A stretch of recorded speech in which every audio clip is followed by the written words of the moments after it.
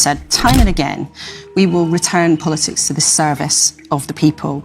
What part of returning politics to the service of the people involves accepting free outfits? I know many of us have been waiting for a long time.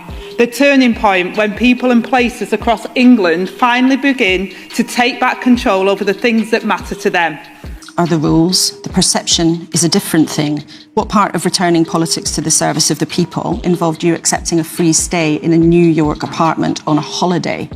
Well, first of all, I was on holiday in New York. I paid for my holiday in New York, but as friends do, a friend allowed me to stay. I often allow people to stay. The much-anticipated interview aired Sunday, and what unfolded was nothing short of a political spectacle. Angela Rayner, widely recognized for her sharp retorts and bold demeanor, appeared caught off guard by Laura Kuenssberg's relentless questioning. Kuenssberg tackled Labour's policies, factional rifts, and strategy ahead of the next election. But when Rayner faltered on a pivotal question, and I went beyond the rules, is because that person had donated to my deputy leadership, who happens to be a friend, but is a politician in their own right, I felt I should declare it, and I did declare it. But you were accepting accommodation from a wealthy Labour donor, whether they were a friend or not.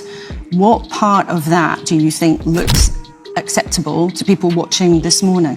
I think the important thing is, somebody allowed me to stay at their apartment for a few days.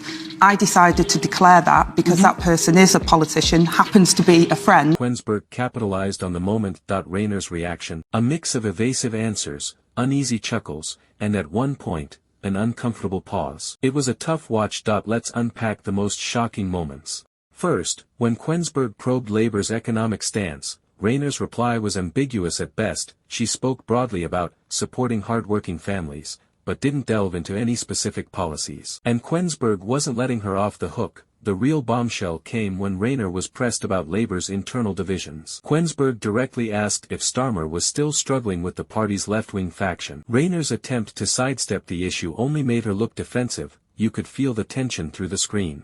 At one point, Kuenssberg smirked knowingly.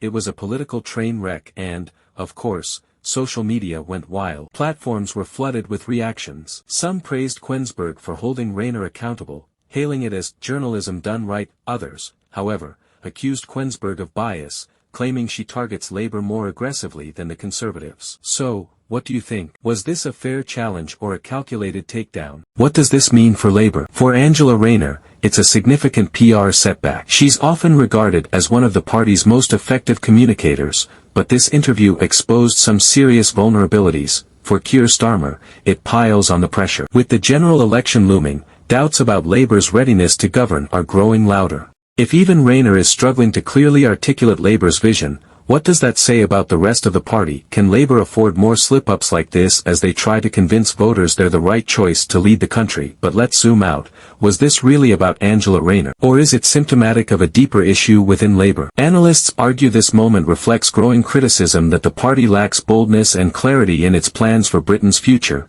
Could this be the turning point that forces Labour to sharpen its message? Or will episodes like this provide even more ammunition for their opponents? One thing's for sure. This interview will be remembered, and not in a good way. Now, it's over to you. Did Angela Rayner drop the ball, or was Laura Kuenssberg overly aggressive? Do moments like this damage Labour's credibility, or is it just another bump in the road of politics? Like this video and subscribe my channel for latest political updates. Share your opinions in the comments, and hit that notification bell, because we'll keep bringing you every twist, turn, and fiery exchange in the political arena.